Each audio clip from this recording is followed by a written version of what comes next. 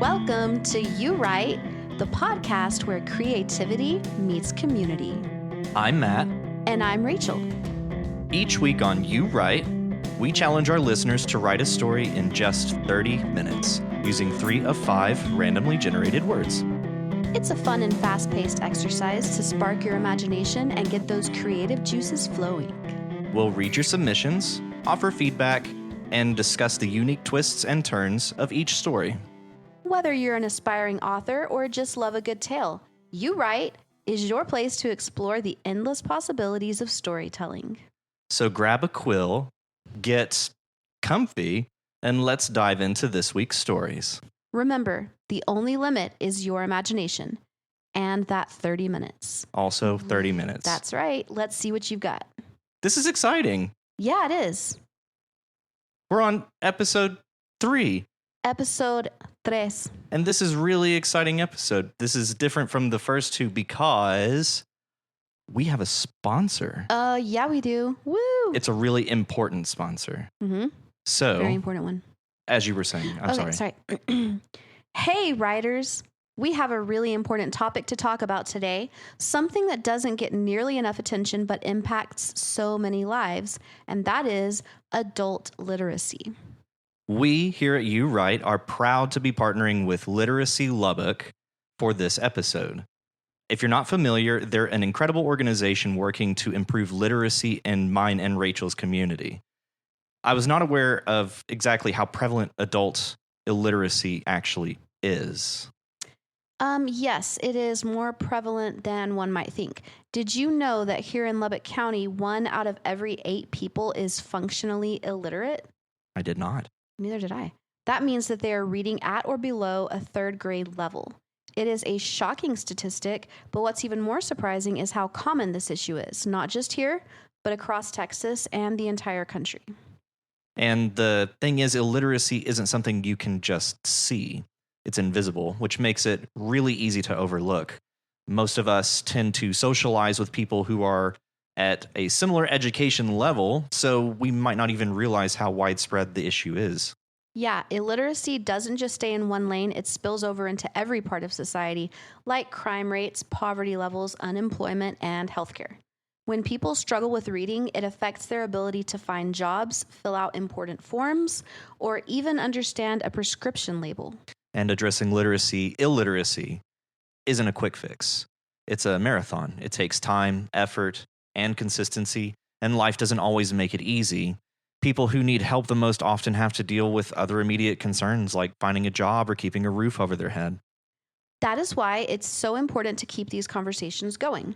We need to bring literacy and education to the forefront of our minds. It's not just about helping individuals, it's about lifting up entire communities.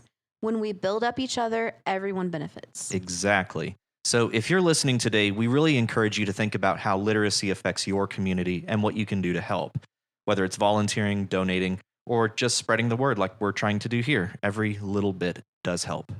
And if you want to learn more or get involved, check out Literacy Lubbock at literacylubbock.org. They're doing amazing work and they could always use more support. Yes. And thank you, Literacy Lubbock, for sponsoring us this episode. We never actually mentioned where Rachel and I are from. No. We are from Lubbock, Texas. We are. So now you know that about us. It's true. Yeah. And there is actually a book festival that is happening this weekend, this Saturday, at the Overton Hotel. And we have a table there to spread the word about this podcast. Do we get breakfast? We do. Are you serious? We do. And lunch. Are you serious? And there's an after party. No. It's incredible. Are you serious? I'm dead serious. Oh, it's amazing. Yes. Yes. Yes. I'm really excited for that. I had actually just called them up to see if I could maybe hand out some flyers or something, but we have a table. And Dang. Last minute at that, Elizabeth, if you're listening to this, thank you so much for everything. Thank you, Elizabeth. You are amazing. An amazing person. And she's the one who gave me all the information about the literacy rates here in Lubbock. 1 out of every 8. Wow. I had no idea. That's shocking. That is very shocking. Yeah. Well, hey, everybody. We had an exceptional turnout for episode number 2. We did. So exciting. I was, when we set out to start this, prepared to go several weeks, if not even months, Whoa. before we would even begin to have this kind of participation. Wow. This has exceeded any expectation I had starting out. Are you okay? Yeah. I'm just trying to get comfy. Oh, okay. She's just like grimacing and twisting. Like, and I took off my shoe, one of them. oh yeah, just one. Yeah. Those are some nice cowboy boots you got, by the way. Thank you. So whose story did we select to read this week? We selected the story, the very exciting story of Walker by Faith. It is exciting. Yes. Yes, it's very exciting. Okay. Well, without further ado, this story is titled The Dreamer by Walker by Faith. Mm-hmm. Part 2. Mark woke with a jerk just as he heard the first of the sirens. A dream, he thought. No, a nightmare. Shayla laid next to him on the bed, seemingly undisturbed by his movements. She had always been a deep sleeper, and Mark thought nothing of it now. What was all that about, he wondered, recalling the nightmare's visceral relief at finally silencing her, nagging with a tire iron straight to the throat. Recalling it, he chuckled to himself. That's quite some aim I had in the dream. Which, he reflected, should have been his first clue, even mid-dream, that it wasn't real. It was not actually happening. But the rage, though, he knew that somewhere deep inside him, that was real. And it had been waiting to come bursting out all his life. Yet it never had. He had always been able to keep it contained, even in the face of situations that would have made anyone else livid. He always had it under control. So far, at least. And yet, even in the broad light of day, Mark knew that it was closer than it had ever been before. Shayla, on the whole, was a wonderful partner. She was caring and affectionate. She was honest and expected honesty from him. She was a hard worker, willing to get her hands dirty in any job that would help keep the bills paid. He stopped the thought before it could fully form and reminded himself of all that Shayla had sacrificed for their relationship. For him. And yet recently she had started to change. She wanted him to change as well. That part of his dream was real, and he knew it. But what the heck does flower delivery have to do with anything? He wondered, bemused. Mark knew that he would never hurt Shayla. He knew that whatever twisted, grisly fantasy had played out in his mind the night before, it was completely out of his character. He would never slip and let his rage fly out in that way. Certainly not with something as clumsy as a tire iron. He pushed the thought aside, attempting to find something more pleasant to focus on. Instead, he realized that morning thirst had him parched. Shayla, he croaked softly and brokenly, as one does upon the day's first use of one's voice. Shayla, you awake yet? Mm. She moaned. Do you want me to make you some coffee or get you some juice? Mm. She moaned again, slightly louder. Okay, babe, I'll decide as usual. Mark turned to her, realizing that the covers had slipped off her shoulder and now draped just above her waist, revealing the constellation of bruises covering her back. He paused, looking at them, looking at the blossoming fruit of his correction.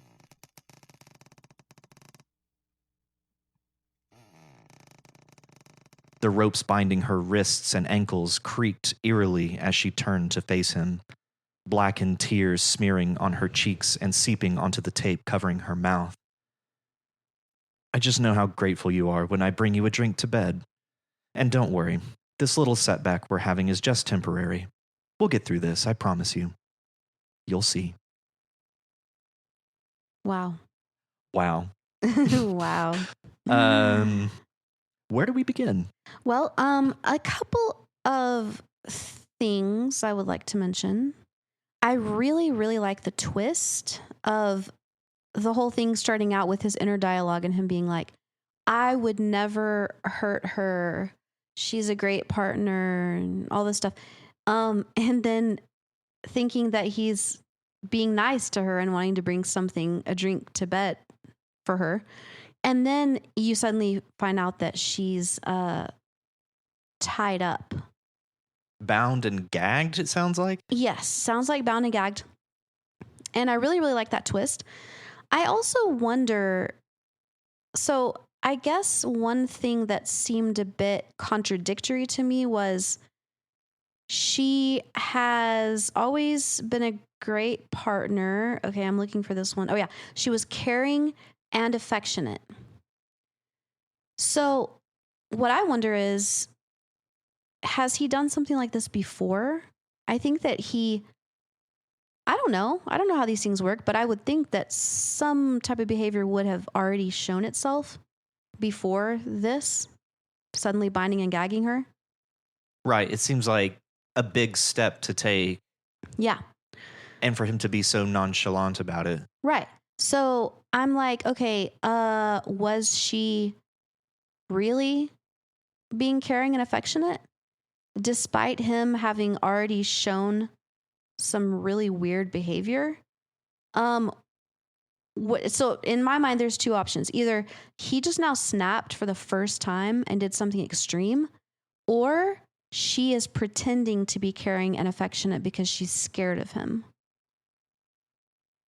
Both valid interpretations. And I think whenever I first read it, I was more the former. I figured this was a snap, like he has snapped in some profound way that we're just now seeing. And from what I gathered, she is also just now seeing this side of him. But it could very easily be the other way as well. Yeah. He does mention that the rage, he knew that somewhere deep inside him that was real, and it had been waiting to come bursting out all his life, yet it never had. Right.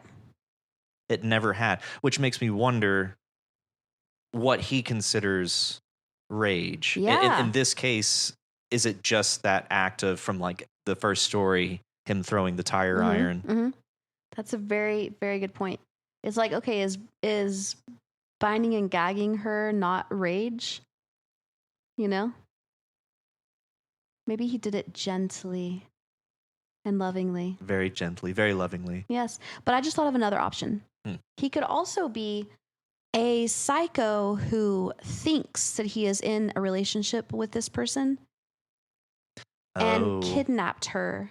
So she could be, for example, I don't know, his barista. And he goes in there every day and she's nice to him. And he, in his deluded mind, thinks that they're in a loving relationship. Fascinating. Yeah. And then he kidnaps her and he's like, she's always been so great and loving and affectionate. Yeah. And he's just fabricating a fantasy around this relationship that does not exist. Or in this interpretation. Right. Yeah. Exactly. I am interested to know what Walker by Faith's take is on that. Yeah, where you started and who these characters actually are. Obviously, we need to know more about Mark, as he is our main point of view character, but also who is Shayla. Yeah. That's a very interesting read. I don't know why, but I think that version where he's just fabricating this relationship and it's just a complete stranger. Yeah. That would be a wild ride. It would be, but I feel that he's capable of it after his thing about his very deluded behavior when he's like, do you want something to drink? Okay, I'll decide like usual. You know, that just shows that he's not even this like malicious, scheming person, but he's like living in a fantasy world. Completely delusional. Yeah. Wow. Yeah. He decides the drinks as usual. Maybe he's the barista. Oh. And she's a customer. Oh, that. Yes. A very flexible customer who always lets the barista decide. Dealer's choice. Dealer's choice. Yeah. Wow. That's interesting. That is so interesting. I also wanted to just mention from a technical standpoint, the use of the sound itself in the story. Walker by Faith was the only person to actually, essentially, I guess, ask the sound to be embedded in the story. So more mixed media. So I thought that was certainly interesting. I do think for me personally, it pulls me out of the text itself.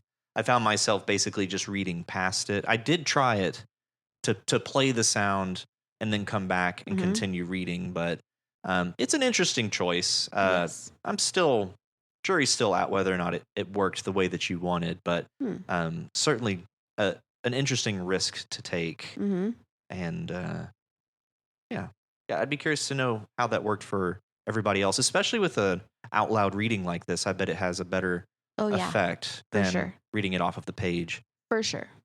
Kind of back to that same paragraph, he had always been able to keep his anger contained, even in the face of a situation that would have made anyone else livid. I would be curious to know.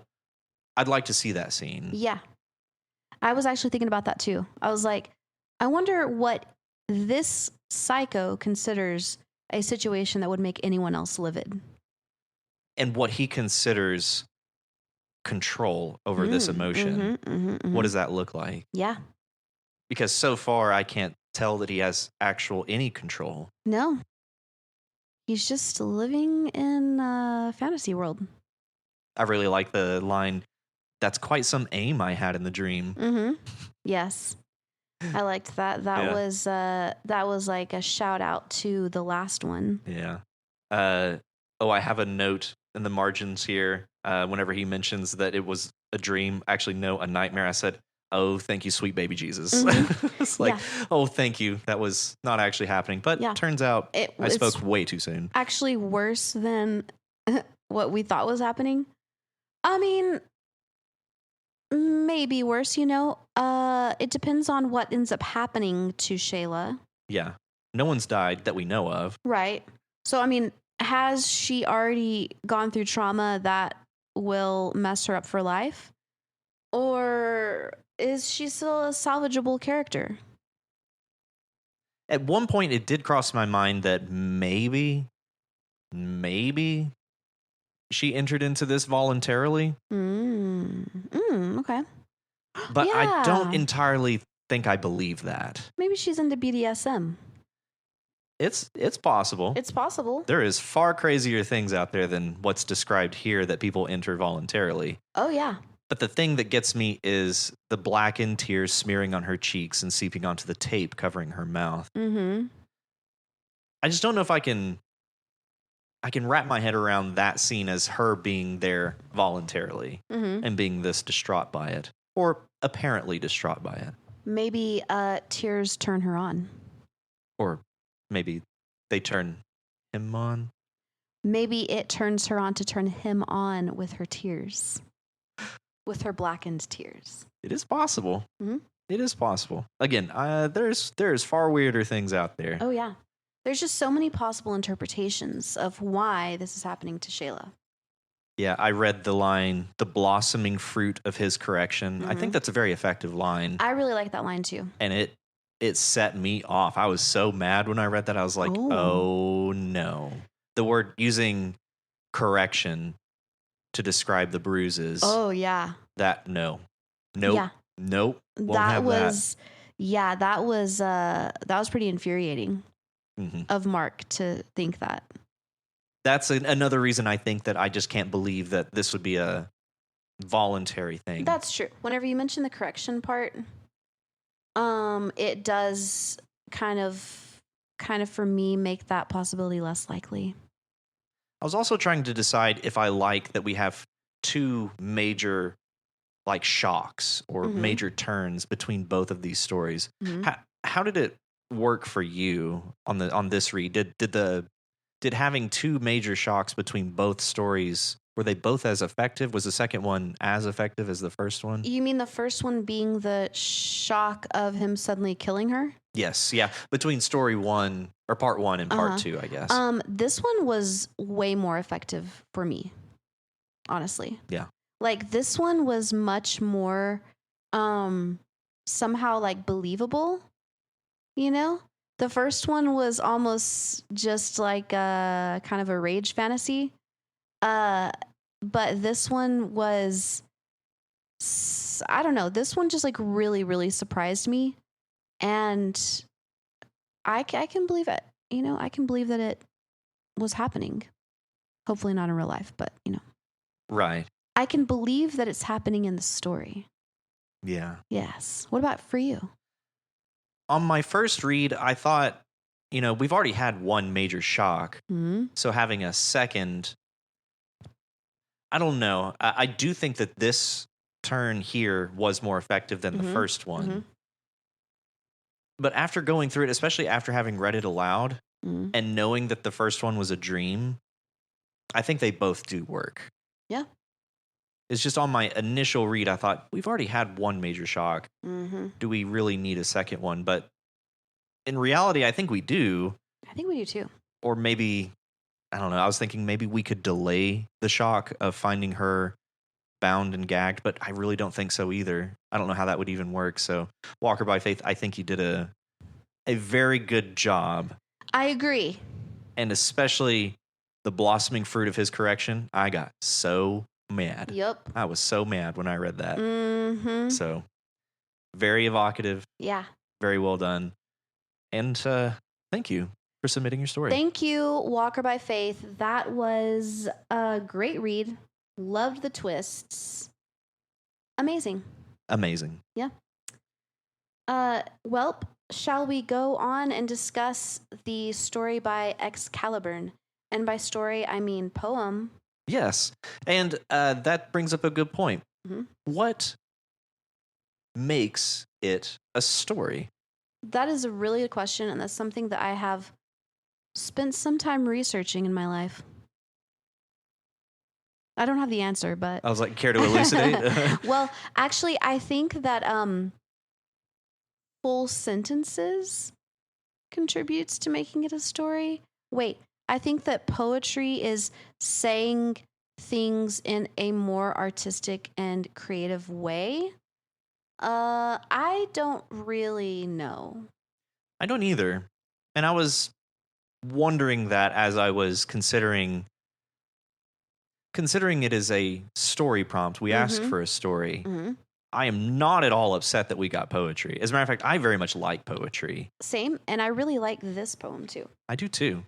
Do you think we should just read it? Yeah. It's really not that long. I'm going to read it. Go for it. Okay. From Constellation drops a dark-winged son of slumber to slay his kin.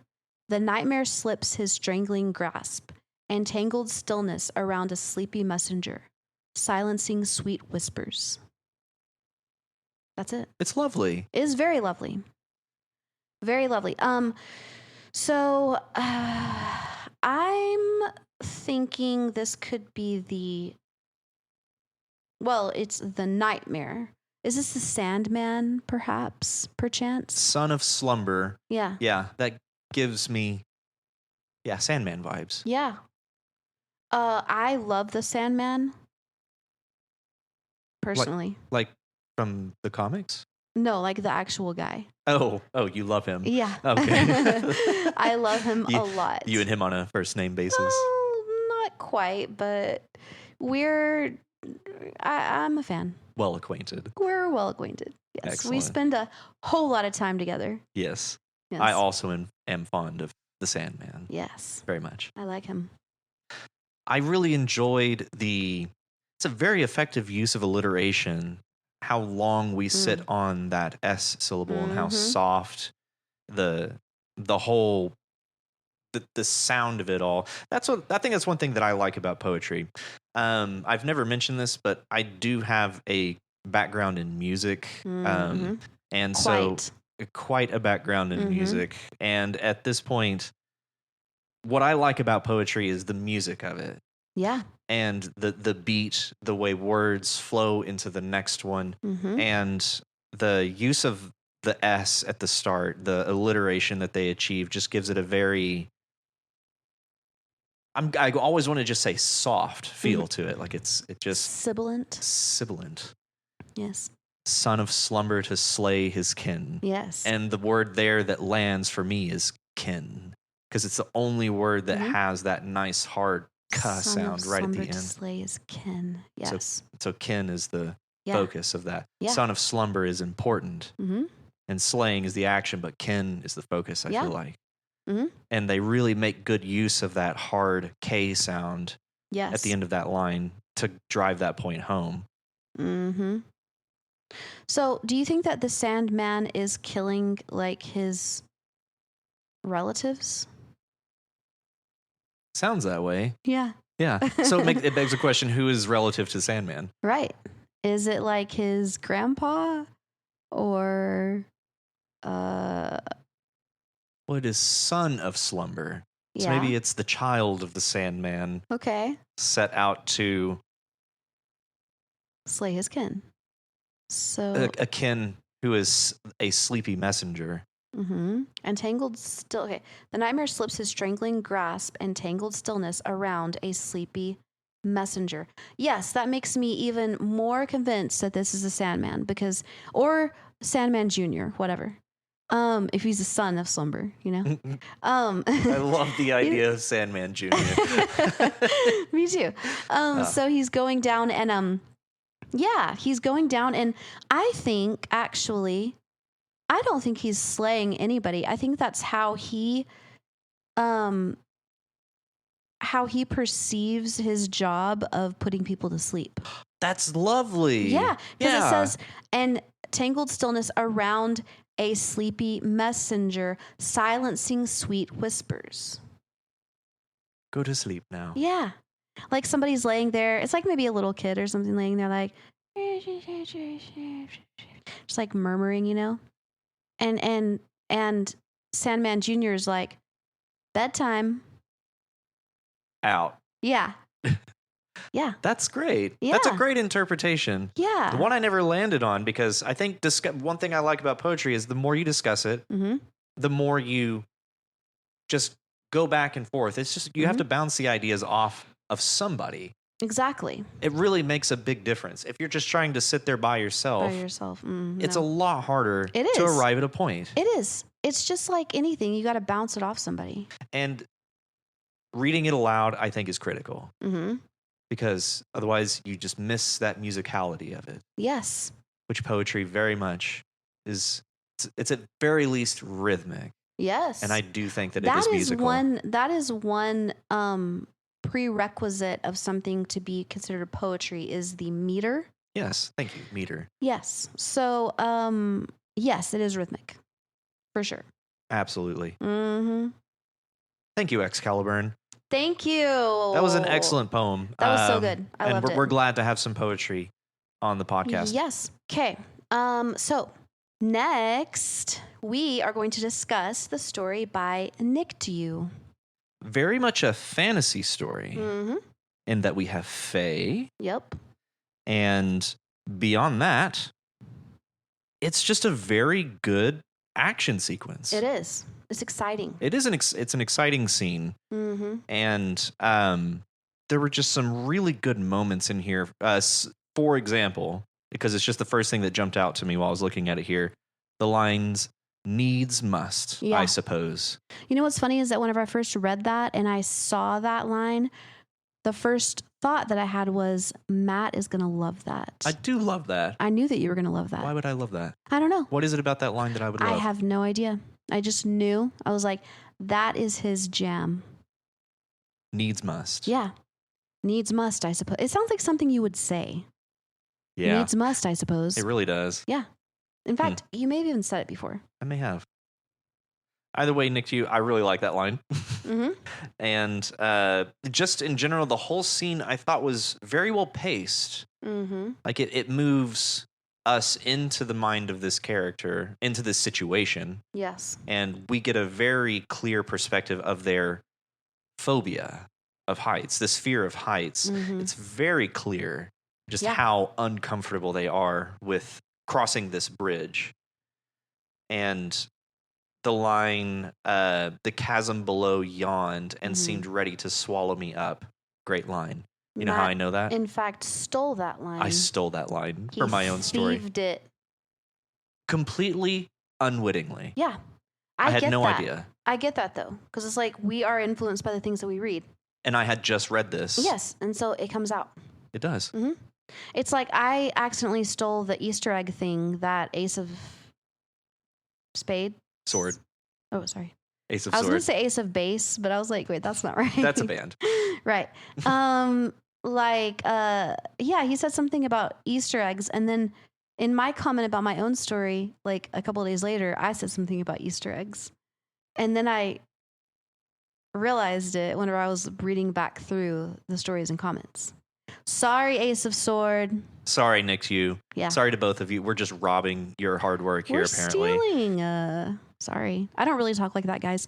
I just have noted that some younger people these days are doing that a lot. Doing what? The at the end of words. Oh. We're stealing I'm sorry. It's okay. I forgive you. Thank you. But yeah, clearly I liked the line, seemed ready to swallow me up, especially when describing the chasm. Mm-hmm. I'm sure I've heard that description before for something like a chasm, or for is it agoraphobia? That's a fear of heights, or no, a fear of crowds. Crowds. Yes, agoraphobia. Yeah. But I think that's a really effective way to get across just how scared they are. Mm-hmm. And then their response was to carefully turn over and gaze skyward at the stars above. Mm-hmm. And then that's where they bring in the word constellation, which I thought was a very good way of circling us away from this fear and back into his environment and into this world as well. So we get constellations of a lion, a boar, a castle, an old man with a sword, a merchant's wagon. I don't know all constellations, but I don't think that these are necessarily earthly constellations. So this is putting us very, very clearly into some sort of fantasy world. Yes. And then follow that all up with, I tread where I may, I murmur to myself, to the world, and to the approaching fae. Yeah. That's a great line. And I love that you've just put it all on its own line. Yes. It reads, does it rhyme? I tread where I may, I murmur to myself, the world, and the approaching fae. That does rhyme. It's very nice. Yes. I really like the description of the fae. Yes. That was creepy. So creepy. Especially the cowbells. I highlight that scarf made of cowbells jangling. That is so unsettling. It is so unsettling. I don't know why, but the cowbells for me are the creepiest part. So he's like a minotaur. Yeah, that's kind of what I was picturing at least. But a bull's head and boar's tusks, a scarf made of cowbells jangling. And to describe it as a scarf of cowbells. Yeah. Very original. Very creepy. Very creepy. Mm-hmm. Shot multiple holes into it, but no blood flowed from its wounds. Equally creepy. Yeah. Ew. It was something I shouldn't have fought, taking the role of something beyond mortal weapons. Mm-hmm.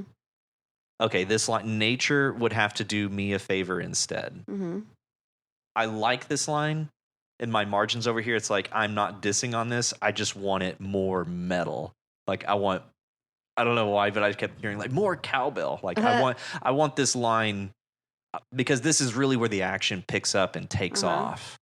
So I do like the line, nature would have to do me a favor instead. And frankly, I don't have any notes beyond like, I want it cowbell. meatier, more cowbell. Yeah. Something, I don't know. It's a great place for a one-liner that could really stand out. So I have no recommendations as far as what that one line could be, but I really like that you included this line to clue us into, to clue us into the action is coming. Yes.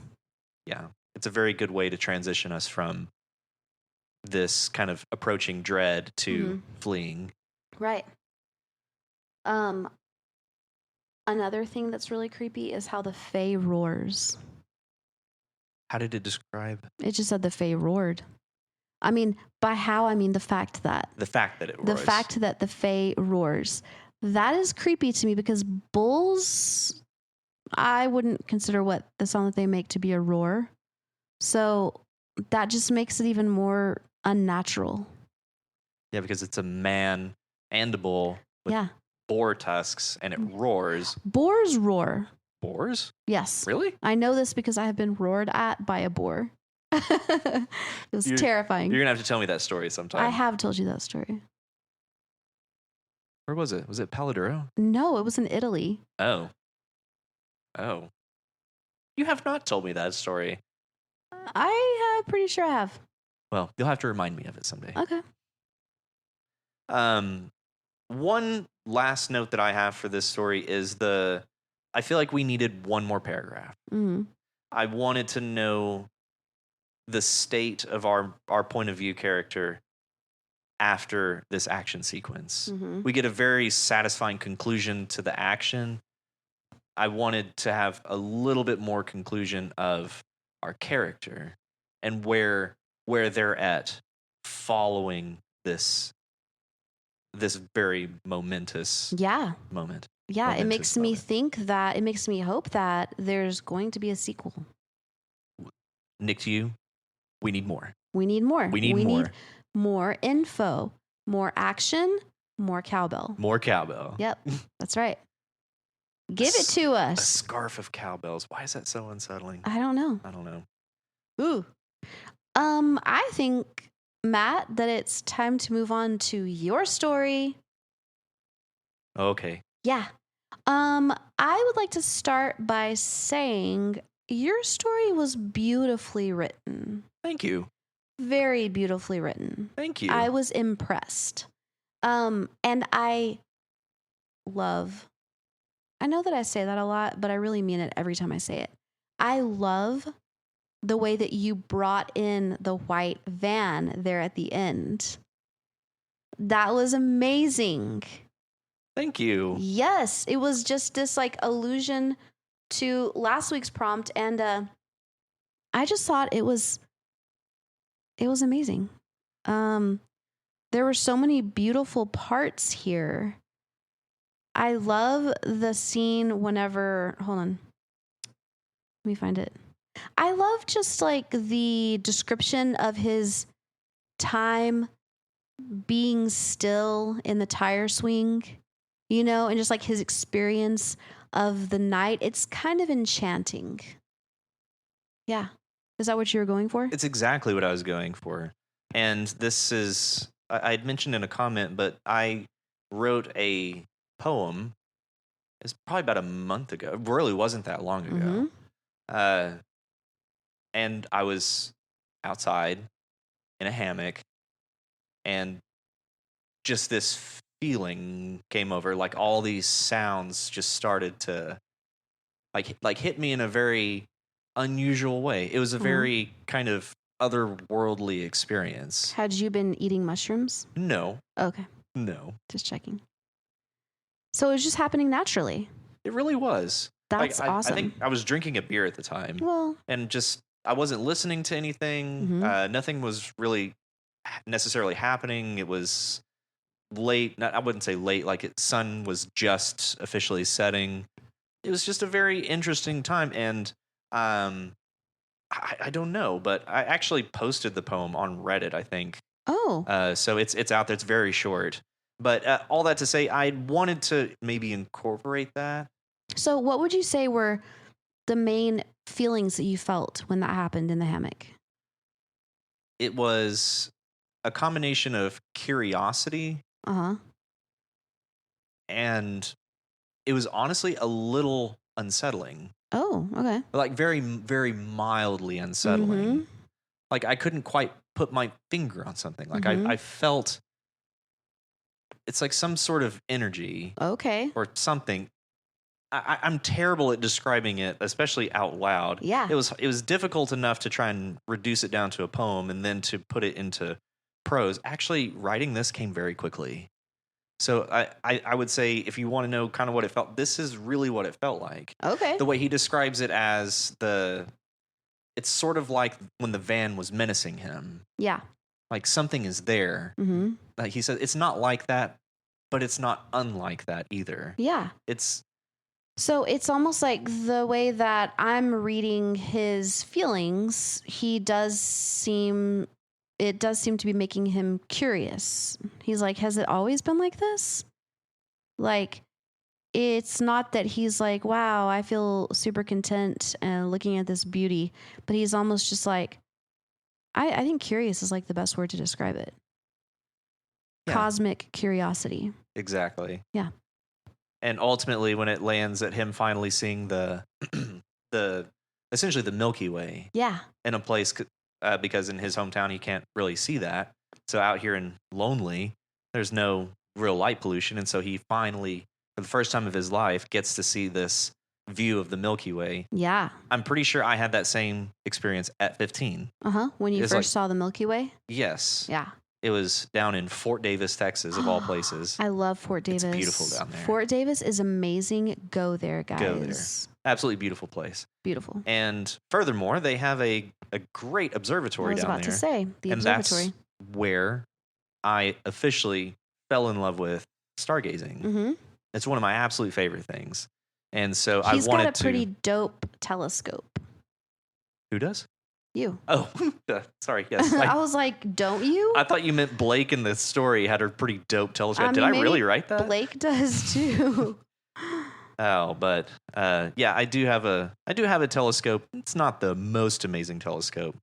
It's it's the most amazing one I've ever seen owned by an individual. I've seen some pretty crazy ones. Owned by individuals? Yes. Okay. Actually, at Fort Davis. Was it belonging to the observatory? I think they just belong to people. Okay. They're probably people who work there. Oh, well, that doesn't count. Okay. Yeah. But yeah, I really did like writing this. It came very quickly. Yeah. Everything, I had this whole scene in mind right up until the point when the man approached him. Mm-hmm. That was inspired by what came before. And I wanted to call back to the previous entry, and that was the reason for the title of the story as well. Yeah. And I think that was part of the reason he was unsettled by this was the stars cry wolf. Yes. And the title is brilliant. Thanks. The title really draws you in. Like, it makes me want to be like, what is this going to be about? I love the title. Also, I really love the line, chatter like a language he'd never heard before. That was that was part of the poem. Mm-hmm. That was actually, I think, the only piece of that poem that I pulled almost directly in. I am a fan of that line. Thank you. Big fan. I don't think I can take full credit for it, or at least as an idea. I think I've probably read that somewhere. Very similar to how I say, it wanted to swallow him and he was inclined to let it. Yes. Yeah. So there's that other stolen line. Right, right. But you know what? I'm going to chalk it up to imitation is the highest form of flattery. Yes. So. But, like pretty much everything almost everything that we say or write is influenced by things that we've heard or read. Yeah. And I don't mean everything because, like, Chomsky and the universal grammar, and his argument that you can make up a completely novel statement, which I completely believe. Interesting. But I do think that we are very, very influenced, but we're not an island. No man is an island. Do you get what I'm saying right now? Yeah. I think Simon and Garfunkel said as much. I think they did. I think I was about to start singing The Boxer, and I'm like, no, that's not it. No. But it's also a good one. That is a good one. Yeah. Yeah. I am a rock. I am an island. Beautiful. Thank you. Yeah.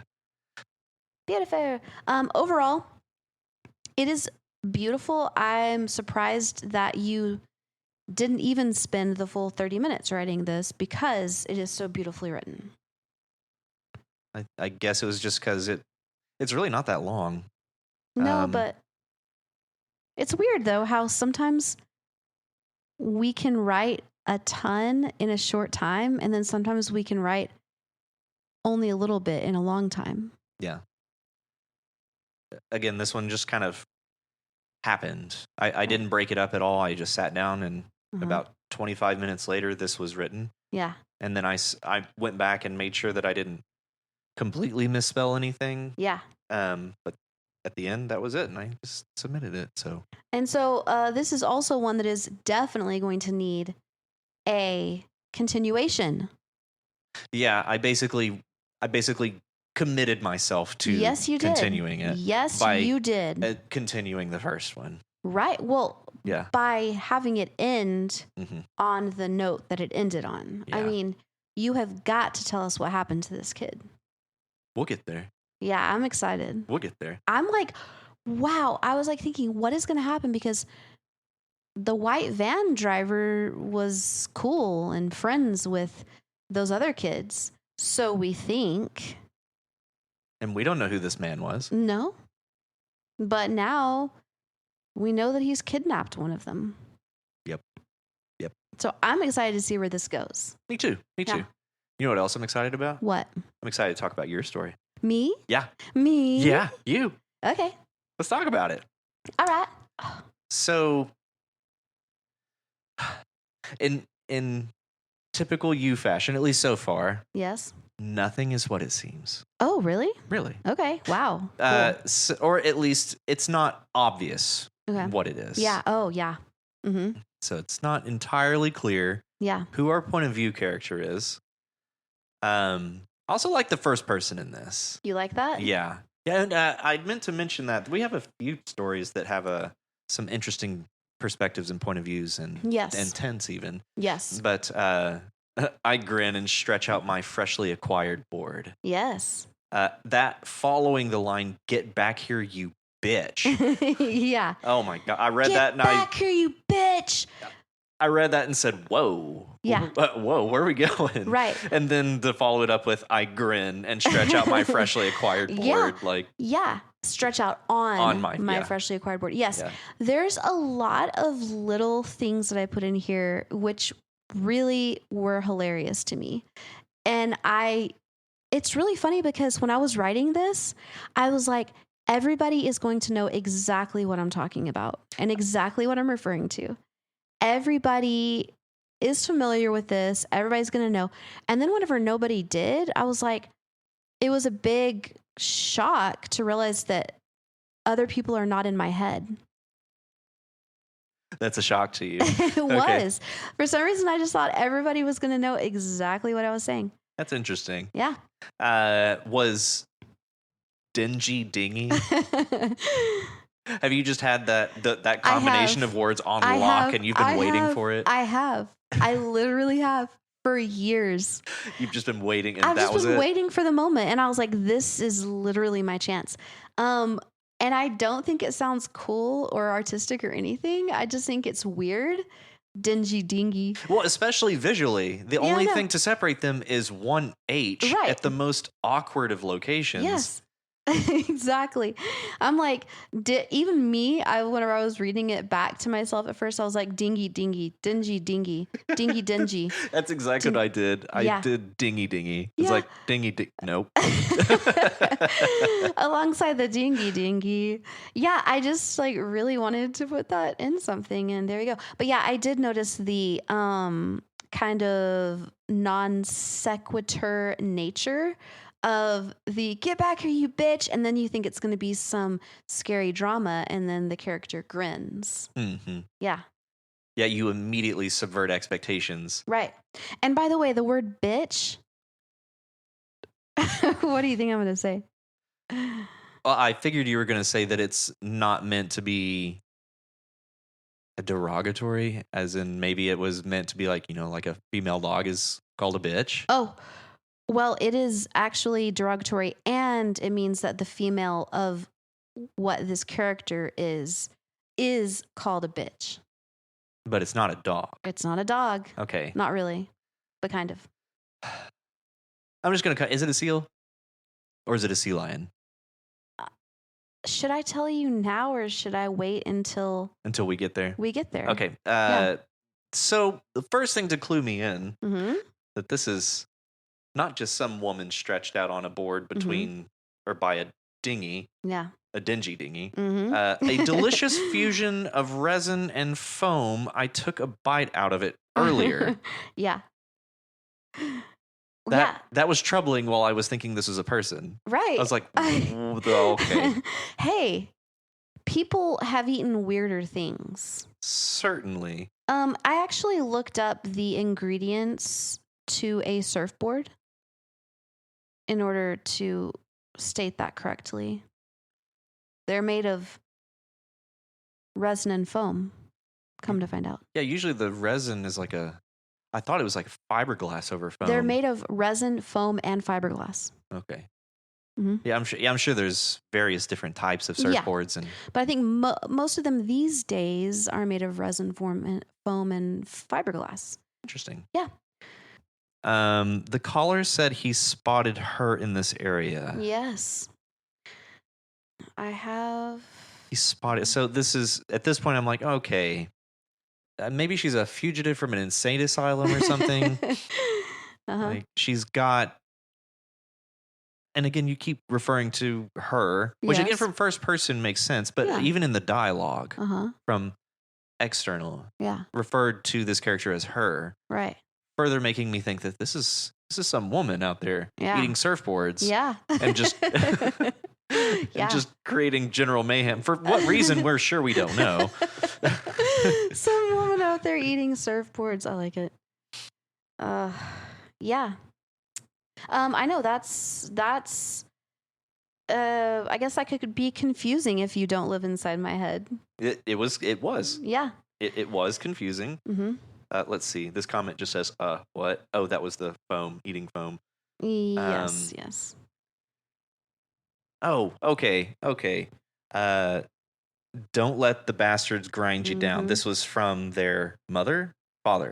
Don't let the bastards grind you down. Yeah. Or illegitimate non-carborundum. Yes. I'm sure I butchered that. As they say in dog Latin. Yeah. Yeah. So you've never heard of dog Latin? I'm getting. Pig Latin, sure. Okay, it's very different. There's Pig Latin, there's Dog Latin. Okay, Dog Latin, and I will be curious to know from our listeners, do any of you know what this is? Did any of you know what this was before this story? Okay, so Dog Latin is I don't want to use this word because it's in the quote itself, but it's a bastardized form of Latin. So what Dog Latin is okay, there's Latin, right? Yes, there was Latin. No, it still exists. It exists, yes. All right, there's Latin. But if you take a phrase from today and then translate it into Latin, it's Dog Latin. That's Dog Latin. Which I argue as a linguist. Yes. Holding for applause. Okay, thank you. All right. I argue as a linguist, I was going to say linguist, as a linguist, that it is still Latin, not Dog Latin, because language is an ever-changing and evolving thing. So I think that it was probably called Dog Latin by prescriptionists who were like, this is what a language should look like, follow the rules or whatever. But, if people were not discouraged from doing that by basically calling them dogs, then Latin might still exist today as a spoken language. It's pretty derogatory. It is. Yeah. There's another word for it too that's derogatory, but I forgot. Anyway, so don't let the bastards grind you down, and then you translate it into Latin, and it's illegitimate non-carborundum. So, but the Dog Latin part, it says, I'm just as entitled to speak that language as a land dog. So that was my first. That was the first time I thought. Yeah. Land dog. Yeah. So we're not a land dog. Right. We're a water dog. That's right. Should I just go ahead and say it? Is it a seal? No, but you're really close. Is it a sea lion? No, but you're very close. Okay. What is it? Wait, one more guess. I don't, do I have any more? I don't think I have any more. Is it an otter? Yes. It's an otter. It's a sea otter. A sea otter. It is a famous sea otter. Oh. Very famous. Y'all, I know this story like the back of my hand. I taught this story in all of my classes back when it happened. All of my students are very familiar with 841. Okay. Because she was last year last spring in California. She is this very, and she just not made a reappearance, by the way, but she's this very aggressive otter who was stealing surfboards and eating them. Okay. And they kept trying to apprehend her, but she kept eluding their grasp. She's sneaky. She's real sneaky. Real sneaky. Anyway, so it turns out, she disappeared. And we were like, well, what happened? And there was a huge following for 841, a huge following of people just like writing the wildlife people and being like, do not try to contain her. Let her live her life. Let her live her best life. Meanwhile, she's snatching surfboards left and right. Yeah. And, surfers were getting upset because what she would do is she would jump up on the board and then like charge them. Like to get them off the board so that she could take it and eat it. Although obviously she didn't totally eat the surfboard. She would just bite them. She's just on a power trip. Yeah, pretty much. Just kicking surfers off their boards. Yes. Mid-surf kind of thing? Or yes. That's awesome. Yeah. She was just going around bullying everybody. But we all wanted her, and by we I mean the non-surfer community, wanted her to be left to her own devices. And then she just kind of disappeared, and then she was just not spotted again with, guess? Pups. A pup. Oh, pups. She had a baby. And they're like, okay, maybe that was why she was being so aggressive. It's a very interesting story that I was sure was complete fiction. Turns out it is practically nonfiction. It's based on fact right down to the rainbow striped board. Wow. So now that we've all discussed this, I'm going to post the picture. I'm trying to use a lot of P's, hard P's. I'm going to post. She says as close to the microphone as possible. I'm going to post a picture of her with her rainbow surfboard. Publicly. Yeah. Yeah, absolutely. Wanted to give you one more P there. Oh, yeah, sorry. Publicly. Okay. Yes, and bitch is the name of a female sea otter. So. Interesting. I did not know that. Nor did I. Although I think I knew that they were called pups. Oh, yeah. Yeah. Yeah, I knew that too. I'm pretty sure everybody knew that. You say that. Okay. Well, thanks for your story, Rachel. I really did like it. Sure. Even though I never landed on sea otter. Mm-hmm. But you were very close. Yeah, seal or sea lion. The reason I was thinking sea lions is because in San Francisco, sea lions will just lounge on the docks, just like the way you describe here.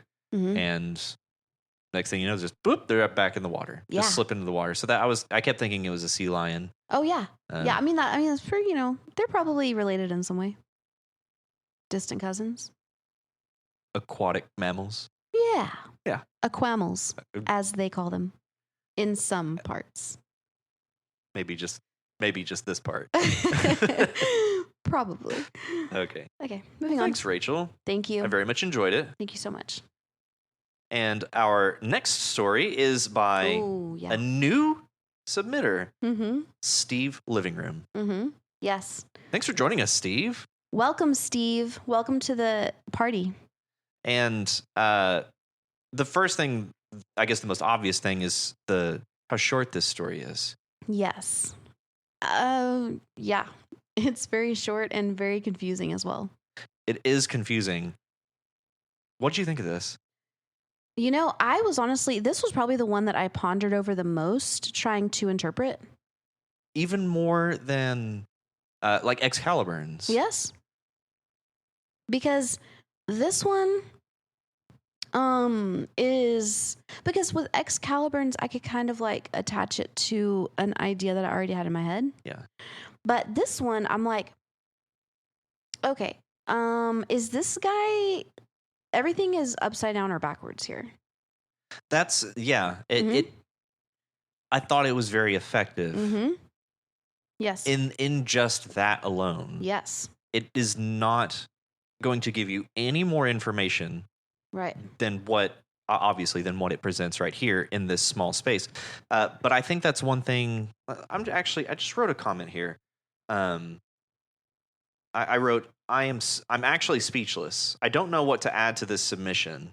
I could comment on the length, but its brevity lends weight of which it makes full use. Mm-hmm.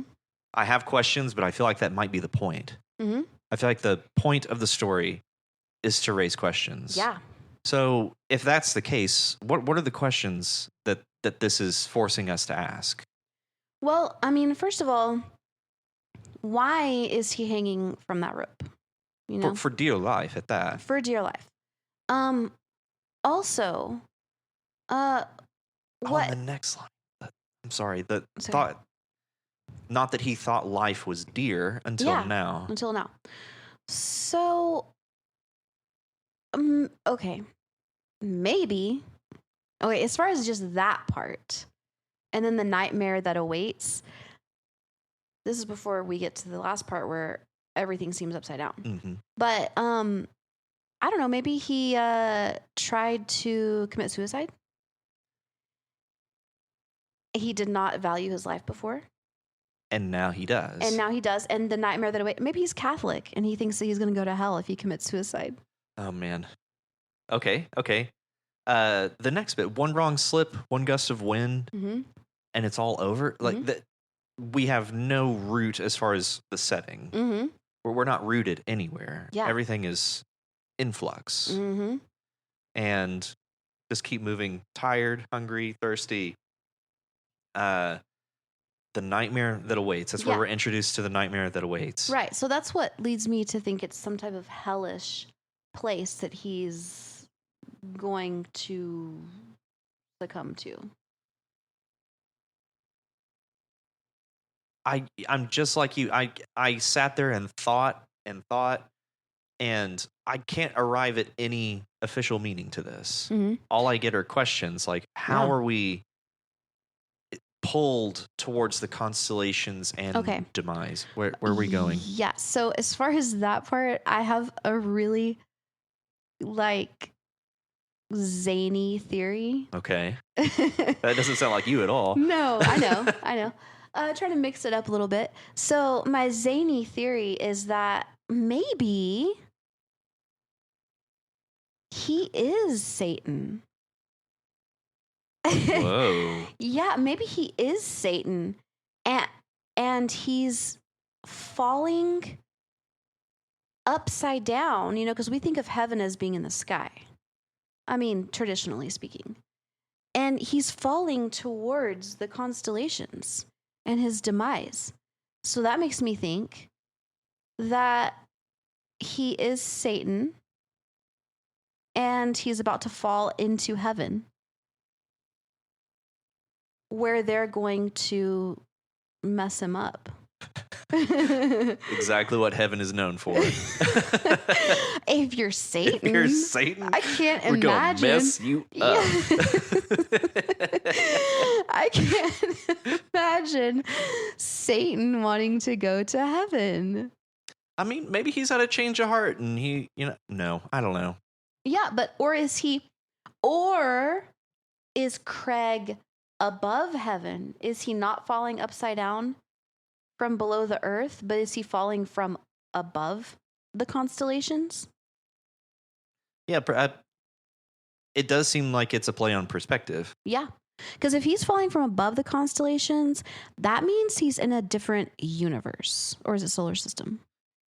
Shoot, at that point, you could call it a different dimension. Oh, or galaxy. Yeah. Or because can we see all the stars? Well, or constellations are universe? Dependent upon your location in space and time. Right. Therefore, if you change either one of those, the constellations, by a large enough degree, the constellations will change. Like even the constellations from, thousands or millions of years ago on Earth were slightly different. Yeah. Okay. But my question is, Where would you be if you were outside the constellations? You would be outside the known universe? Yeah, so you would be in a different universe. Yeah. So. But, oh God. I'm literally going space brain. I know. Maybe Craig is in a different universe, or maybe those are not referring to star constellations. Yeah. Maybe it's like constellations of algae on the slippery rocks below.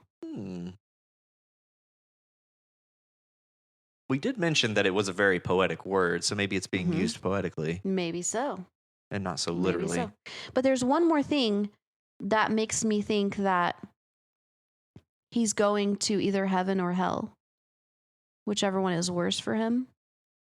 And that is where it says, the victorious cry signals his end. So I have to think that that victorious cry is not his, because in every other part of the story, his emotions are negative. Victorious is positive. So obviously somebody is watching him about to meet his demise and celebrating. Interesting. Is it angels? Or is it demons? Or is it just some weirdos gathered watching this guy struggle? It could even be like, it could be exactly what it sounds like. He's hanging on rope on the side of a cliff, and what we're getting tied up on is pulled toward the constellations. What if it's a cliff over the water and light is winking off of the water, making constellations below him on water, and he's going to fall to drown or something like that. I mean, it could be something very simple. But then we also get the victorious cry. So, and maybe somebody yeah.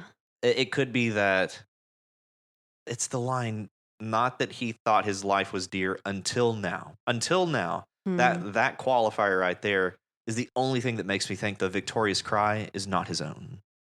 Right. Because like you mentioned, he could be like in the act of committing suicide. Yeah. Or something like that. Or he could have what is it called? Dissociative disorder. So part of him is scared to die, and then part of him is like, yeah, die. I genuinely, I think I'm just speechless. I really don't know what to add to this. Yeah. I do think it's very effective. I love the way it gets you asking questions. Yes. I think that's really cool. I agree, and I think it's very well written as well. I do too. The first two lines, I thought those were very well done. Yes. A great way to get you in that mindset very quickly. Very well done. Thank you, Steve Living Room. Thank you, Steve Living Room. And next, Sithril. Sithril. Welcome back, Sithril. Welcome back. What'd you think of this one? I thought it was adorable. It's totally adorable. Yeah. At first I was picturing like a Temple of Doom type of thing. But then does that date us? Temple of Doom? Probably. Oh, you know what? I'm thinking Legends of the Hidden Temple. That dates us. Yeah. It's an old Nickelodeon show. Oh yeah. I hated that. Was like a game show, right? Yeah, this is I weird hated game that show. Yes, with the big rock thing. Yeah. Yeah, that dates us. Yeah, that dates us. Okay, I was like, I'm pretty sure Indiana Jones is timeless. Timeless. Yeah. Toad's timeless. Yeah, that's on me, dog. I'm sorry. We again forgive you for yet another infraction, of which there will be plenty more. Okay, so yeah, I was picturing something like Indiana Jones' Temple of Doom, the beams and the pillars, and all that stuff. But then, whenever you start talking about the keeper, then I'm like, that's a dog. That has to be a dog, with its long tail. One of the guardians. That's it. With its long tail, black stripes on gray fur and keen ears, or it could be a cat. Yeah, I think that was a cat. Yeah. Because that looks exactly like my cat. Yes. Whose name is Wiki. Actually, it's Wicket. His full name is Wicket. Wicket. He will answer to Wiki. He will. Or Wix. Or Wix. Mm-hmm. But yes, as soon as that description came, I saw a cat. And I think that's what Cithril was going for, because later we do actually see a dog, and it is very differently described than the cat. And all my notes on the side just say, like, it's just questions like, are we a cat? Or wait, are we a mouse? And then just as a statement, we're a mouse. We are a mouse. Yeah. So it was just a trip trying to discover what our point of view was. Right. And I think it was ultimately the beam, when they start crossing that big beam, one of the guardians twice your size at least with its long tail. Yep, exactly that point. That's whenever I concluded, okay, that's a cat and we're a mouse. Yeah. Where does it talk about the dog? It's at the very end. Let me find it. It's when they're trying to escape. Oh, far behind you hear the barks echo. I like your equal treatment of dogs and cats here. Describing them both as scary to the squirrel. Because if you had just described the cat as scary, then I would have had no choice but to conclude that you don't like cats. And I'm glad that I did not have to come to that conclusion. Yeah, believe me, listeners, we do not want to cross that line with Rachel. No, we don't. No, we don't. Cats are sacred. They're sacred. I'm a dog person. We have a dog. But you like my cat. Yeah. Yeah. You've always loved a Wiki. Oh, I love Wiki, but yeah. Wiki also unwittingly tries to kill me every time I go over there. Because Matt's allergic to cats. I'm very allergic to cats. Yes. The scene where we get the squirrel's mouth, they stuff as many of these nuts into their mouth as they possibly can. That was a great scene. There was a point where I thought we were about to go somewhere really dark. It's whenever they find or they're asking the question, you wonder what tree bears these nuts. And none of these nuts from the region are like these. And I kept thinking to myself, oh no, what if it's like Brazil nuts and they end up with, is it selenium poisoning? Oh. Like if you eat too many Brazil nuts, like it's essentially like, I think, heavy metal toxicity.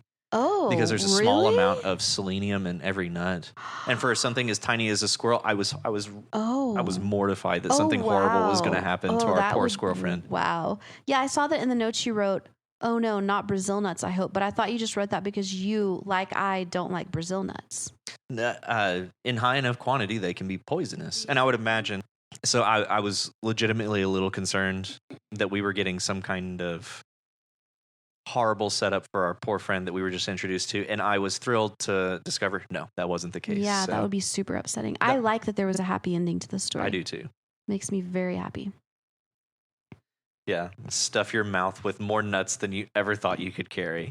That was just a great image in my head, especially as this squirrel is running. Yeah, just pell-mell out as fast as they can with their mouth full of nuts. Squirrels are adorable. They are. So I mentioned we have a dog, and every morning he goes and stands out by the corner of the fence and just stares up at the corner. Yeah. And eventually this squirrel will come out. And they just stare at each other for a while. Aww.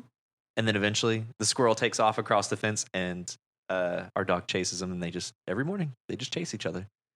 Wow. It's really adorable. Do you think they're friends? We call that squirrel his squirrel friend. Oh, his squirrel friend.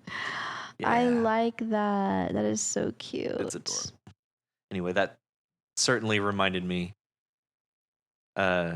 Cithril, your story reminded me of Otto's squirrel friend. Yeah. Cute. It's delicious. Yes. Delicious story. Delicious nuts. Awesome squirrels. It's great. It's great. It's adorable. It's wonderful. Thank you, Cithril. Thank you, Cithril. And next, Richie is this Posier? Posier. Oh. Posier. So there's a character in Stephen King's It named Richie Tozier. Oh, so Richie Posier. And please, Richie, Correct me if I'm wrong, but I believe it's Richie Posier. I think you're probably right. But this is Persephone by Richie Posier. I thought this was a marvelous story. Same. It was very well written, very clear, very creepy. And I love the name Persephone. I do too. And whenever I first saw that name, I was immediately reminded.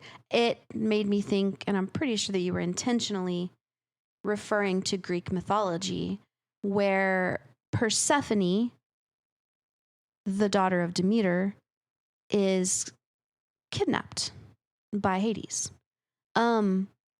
And so, because she goes missing, her name is Persephone. I was looking for and clearly you know a lot about, or you know some Latin terms. There's like celestial terms, but they're Latin too. So, I was like, is this what he's referring to? Oh, I think absolutely, yes. Again, that was, as soon as I came across the name Persephone within the story, it just cast this very ominous vibe over everything. It's just an ominous name. It's like, I don't know of a Persephone in any story that I've read that it ended well for Persephone. No, I'm pretty sure she's always screwed. So as soon as I came across that name, I was like, oh man, this is probably going somewhere bad for Persephone. And ultimately it really did. But actually, it was way less upsetting than it could have been. It was, and it was more Johnny. It was very bad for Johnny. It was bad for Johnny. Poor Johnny. I felt terrible for him. Oh, same. And I was like, okay, Helena, like, can you just wait till he dies to take her? I know, right? And Helena is another thing that is reminiscent of Greek mythology. Well, I don't know if you'd call that mythology, but Greek epic.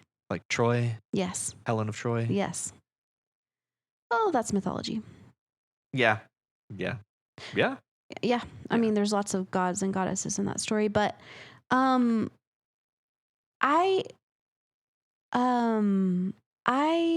venture to wager. I was going to say wage to venture, but I'm like, that doesn't make sense. Did I say that? I was going to say venture to wage. Did I say that? Yes. Well, now you've said both. Which one is right? I'm don't confused. know.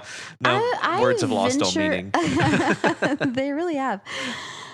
I venture to wager that you are versed in the classics. I venture to wager that. I would accept that venture and that wager. Would you bet against me on that? Oh, absolutely not. No. Okay. No, just the use of the name Persephone was enough that I was like, there's some understanding of at least Greek mythology, if nothing else. Totally. But yeah, especially the use, like you said, being kidnapped by Hades. Yes. That's essentially what happened here. So yeah, well, more or less, kind of, to a degree. And I just realized that I think that you could correctly say venture to wager or wager to venture. You're still on that. Okay. I just keep like replaying it in my head. And I think that both of them work and mean the same thing. I don't know. I would wager to venture. Yeah, the first one sounds better. I venture to wager. But anyway. Venture to wager. I'm glad that there was some type of plan and meaning behind the disappearance of Persephone, that it wasn't just a complete tragedy, that she actually was going to be with her mom because she was needed. And also, I really like the idea that kind of introduces of people dying because they need them on the other side. There's sort of work like to be done. Like a Valhalla. Yeah. Yeah. Yeah. Huh. My favorite part is the last two words. The use of the abbreviated Persephone as an onomatopoeia for the ocean sounds around was amazing. I loved that. That was so effective. That and was beautiful. It literal chills. Yeah. I read that and I was like, oh wow, that's so effective. That just was beautiful. very Very well done. Mm-hmm. Very well done. Yeah, that was beautiful. Oh, man. I even went down a rabbit hole to see because you know who the father of Persephone is. No, I don't remember. I'm sure I've heard it. Zeus. Yeah, Zeus. Okay. Yeah. But I even went down a rabbit hole trying to figure out if Johnny or John could ever reference Zeus, because the Roman name for Zeus is Jupiter. And he's also known as Jove. Yeah, Jove, in Jovian, some circles. Yeah. So I'm like, Jove, John, but it might be a little bit too much of a stretch. A little bit. Yeah. I like the connection, though. Mm-hmm. Especially, well, even that you entertained it as far as like Jove and Jupiter. Mm-hmm. Makes me even wonder. Maybe it is something. Yeah. I don't know. And you know, one thing that if you were going for that Greek mythology thing, it would be cool if you had the setting, and maybe you didn't, I just didn't see it. No, it's in the summer. If you had the setting be like late autumn, that would be awesome, because, you know, that's kind of the significance of the winter or the cold half of the year, is that Persephone is in Hades during that time, and Demeter is, you know, devastated and decides to stop letting things grow. Wow. Yeah. Yeah, that would be, if that's what you're going for, of course. Yeah, I think it would be really cool. But I mean, late summer is like, okay, the fall is about to start. So actually that could be the right time frame. Because So like fall is spring and summer have already happened, and those are when the plants are growing, and then fall. So yeah, actually maybe that is what you were going for, and maybe you nailed it. Yeah. I think regardless, you nailed it. Yes. Thank you so much, Richie Poacher, for your story. Yes. Very wonderful story. Very glad to have it here. Love it. Wonderful story. Loving it. And last, but absolutely not least, Not is even a little bit. Ace of Sword with Pendulum. Pendulum. Pendulum. It's a great word. It is. Pendulum. It really is. This actually reminded me of Steve Living Room's story.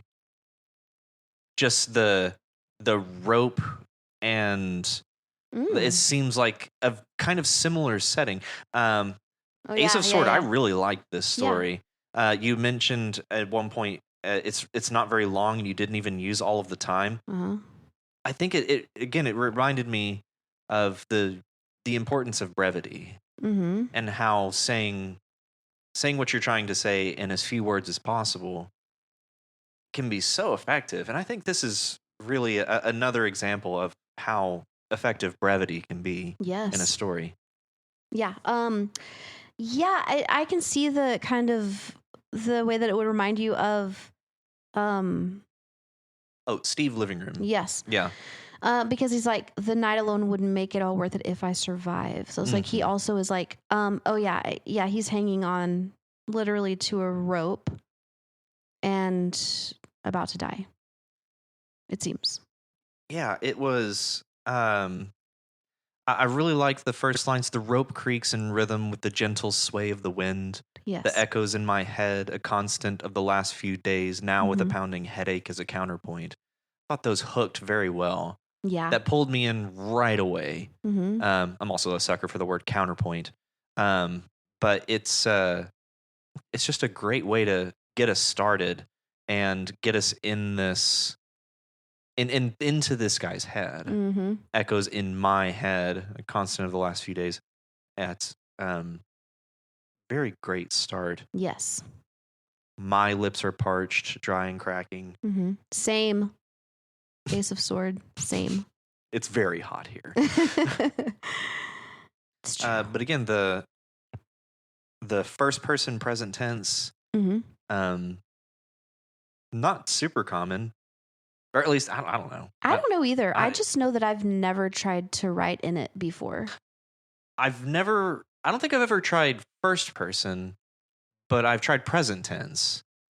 And actually, present tense is pretty fun to write in. It's also kind of tricky. But yeah, I feel like I've done third person present tense and first person past tense, but I've never done first person present tense. Yeah. Until this story. Yeah. So this is an interesting tense and perspective to be reading Yes. from. Mm-hmm. And I don't know what it is about it, but like even just I hope it rains soon. Yeah. Which I really do. I hope it rains soon. Just saying that word "I" really forces you to try and relate to it. Yes. Totally. Also, so this guy is apparently, I'm assuming it's a guy. Do we ever know that it's a guy? Could be a girl. No. Could be a non-binary as well. But this person, do we even know that it's a person? We don't. Okay, this character. Although we do get, like my lips are parched, dry, and cracking. I have to resist the urge to lick them. So animals have lips. That's that they his. lick. Trying to see. But bit by bit, the colors of the sky shift from clear blue to purples and red. I really liked that line. It reminds me of home in summer. Mm-hmm. Like it was, I don't know. It's just a very good line. Yes. Also, I don't know. I'm going to assume that the author is a genius and everything is intentional. Mm-hmm. I hang suspended between the earth and sky. Mm-hmm. I whether that was intentional or not, I loved the double use of between. I thought that was such a cool, again, coming back to the kind of musicality of language. Mm-hmm. I hang suspended between the earth and sky has a great meter to it. Yeah, I think that if it was intentional, it should have a comma. A comma, yeah. Between the two betweens. Yeah. And if it wasn't intentional, a delightful accident. I actually really liked both of those betweens. Yeah. I don't know. It just really worked on me. I like the description of the sky. That was some great imagery there. Absolutely. Mm-hmm. And then to cap it all off, this night alone would make it all worth it. Mm-hmm.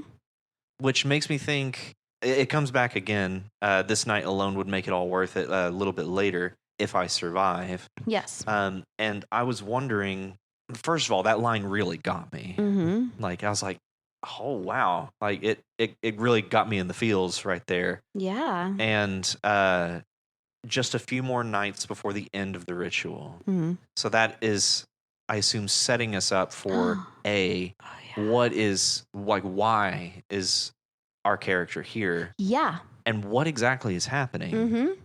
It seems like this. I don't know. The first thing that came to mind was like an ego death or something like that, or like a Spartan ritual or something, like a K-hole type of thing. Sure. That wasn't the first thing I thought of. If anything, it was more the sort of like a 300-esque has to go out and. Whenever I read that part about the end of the ritual, I also started thinking that this was intentional. Yeah. Whatever he was submitting himself to. And I thought of, was it Dances with Wolves where they have that, isn't that Kevin Costner? It is, yeah. Okay. Where he does the ritual, the Native American ritual, where they like string you up and like put hooks in your chest and like. That's what it made you think of, was that? Yeah. Because I'm like, it is like a test of strength and courage. And they're strung up somehow and kind of being tortured, but they all like do it voluntarily. Yeah. Yeah. Yeah. The point being entered into it of their own volition. Yes. Yeah. It's some type of quest. Yeah. Could be a vision quest. And the last line, please let it rain. Let there be rain tomorrow. Mm-hmm. It is beautiful and it is horrible. Mm-hmm. Like it is. All at the same time. All at the same time. Yeah. I really liked this one. I did too.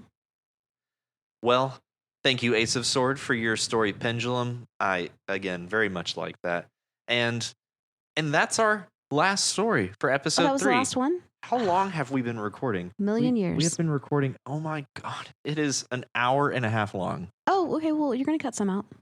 There's not much to cut. There's a little bit of downtime. Like whenever you were coughing up a lung. Oh, yeah. You turned it off. I turned it off. Yeah. Oh, shoot. Yeah. Yeah. Because I had something stuck in my throat. Oh, yeah. Well, they can just, skip ahead to the parts they like. It'll be fine. Yeah.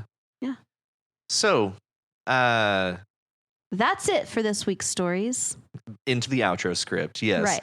Right. Shout out to users who submitted. First, Walker by Faith, thank you for your story. Mm-hmm. And please let us know if there's anything we can do to make sure that you're doing okay. Right. Yeah, we just want to make sure you're in a good place. Yeah. But we support you in whatever place you're in. We do. Yes. We do. Thank you for your story. We did enjoy it. Well, obviously, because it's the one we chose to read. We did. Mm-hmm. Yes, we did enjoy that. Yes. Also, Excalibur, thank you for your story. Mm-hmm. Yes, thank you for your poem / story. Okay, next, thank you. Me. That's me. No, that's you. No, wait. Thank you. Sorry, I wasn't in that. Nick to you. Thank you, Nick to you. I was farther down on the document. Sorry. It's okay. Thank you, Nick to you, for your story. And thank you, Rachel. You are welcome. Thank you, Matt. You are also welcome. Thank you. Steve Living Room, thanks for joining us. Hope to see more from you in the coming weeks, but we're very much glad to have you with us. Very glad. Thank you, Sithrill, for your wonderful story. It was so cute. Mm-hmm. It was so cute. And Richie Posier, thank you so much for joining us. Mm-hmm. Thank you. And thank you, Ace of Sword. As always. Pendulum. That's a great story. Yes. Thank you, Ace of Sword. Thank you. All right. And I believe everybody that submitted a story also submitted comments. Yes. It was a great discussion. Did you see all the discussion? I did. It's incredible. I loved the discussion. That is so wonderful to see. Just the engagement with each other. Yes, I love it. Please keep it up. I'm like tempted to join that engagement, but I'm like, I should save my comments for recording. Because otherwise we'll have nothing to say. Right. Maybe we should have less to say next time. Yeah, we did go a little bit long. We went a little long. And thank you to Literacy Lubbock. Yes. Thank you, Literacy Lubbock. Again, go check them out, literacylubbock.org. Mm-hmm.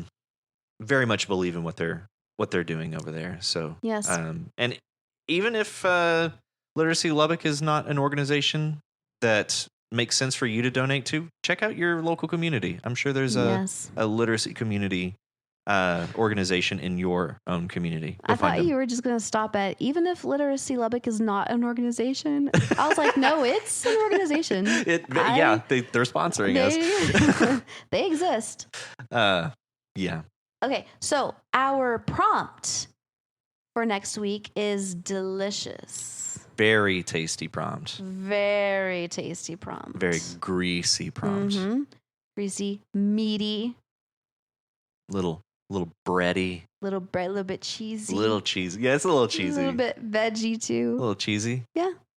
So our prompt for next week is actually an image prompt. Yes. Very simple. Mm-hmm. Let's not tell them what it is. Okay. Let's just make them look at it. Okay. Yeah. So to check out what the image actually is, head on over to reddit.com/r/youwritepod and click on episode 4 there, and you will see a link to the image that is essentially your prompt. Yes. And the words to go along with this image are agriculture, slot, leak, exclusive, and hand. That sounds a little bit more random. Yeah. Yeah, we're finally getting out of the sweet spot words. The exceptional words like Constellation and Quicksilver. Yes. Yeah, those were wild. Yes. So yeah, agriculture, you got a definition for us? Yeah, it's the art of, I can just tell you that I really think it's related to this. It has the same root as agora, or does it? Agros. I think it means field. I don't know what the agoraphobia thing. Don't quote me on that, okay? Because that's Greek, and agriculture is Latin. So, I think it means field. Field. Yeah. So not just ag culture. Culture of ag. It literally means field culture. Okay. Yeah. Cool. Mm-hmm. Slot. Slot. Slot. Don't say it anymore. Slot. If you keep saying it, it's not going to have any meaning. I know. Okay. Well, as far as I know, a slot is just a hole. A slot. Can it mean something else? I think you can use it as a verb too. Yeah, I was going to say you can slot something. Yeah. But I don't. Slot. I don't think it means anything else. Very simple. Yeah. Yeah, both a noun and a verb. I really like the word slot. Slot is a good one. I love it almost as much as I love the word slat. That's also it's a good one. Next word is leek. Leek? Leek. You mean Leak? Yes, not the vegetable. Okay. I was like, well, all right. Leek. Leek. Okay, so this can be a noun, which means pee, as in take a leak. Okay. Or it could also just be like you have a leak. right. That's like what I was a about leak in to your say. roof. That's what I was about to say. Immediately to pee. Really? That's the first thing that came to mind. Okay. Fair enough. Okay. There's a leak. Okay. Or leak as in the verb. It's leaking. Mm-hmm. To leak. To leak. See, this is starting to stop having meaning. To leak, like to leak information. Oh, there you go. Yeah. Mm-hmm. To ooze it out. I'm not sure I would have said ooze, but okay. Yeah, to ooze information. What does that mean? It means to leak. Okay. What about exclusive? Exclusive. So this can be like snobby. Like it's only for certain people. It's exclusive. If people are being exclusive, then yeah, they're being like snobby. Like you got to be in. It's like cliquish. Exclusive. It can be like the only like an exclusive offer, the only one. I personally prefer the noun exclusivity. Exclusivity. Yeah. Yes. Yeah, that's all I can think of. Yeah. Mm-hmm. And hand. Hand. Now this can mean a lot of things. Basically anything. It can mean anything. Yeah. It could mean a sofa. Yeah. It can mean it can mean anything. I'm not sure that that's true. I just said that. Yeah. It can mean a lot of things. It can mean the thing on the end of your arm. It can mean your cards in a card game. Your hand. Mm-hmm. It can be a verb, to hand someone something. It can be what else you can play handball. True. Ball with your hand. I guess that's a hyphenate. Yeah. Is it? No, I don't know. Maybe. Hand. Can it mean anything else? I'm sure it can. I can't think of what it is though. Me neither.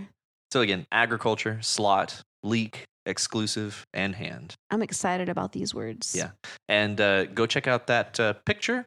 Mm-hmm. There's a link in the Reddit post there. Go check it out. What else do we have? I think that's about it. Yeah. Yeah.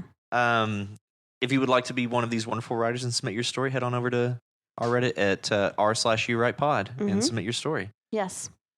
Also, if you're unable to submit a story this week, that's fine. Help out just by reading and commenting on other people's stories. Absolutely.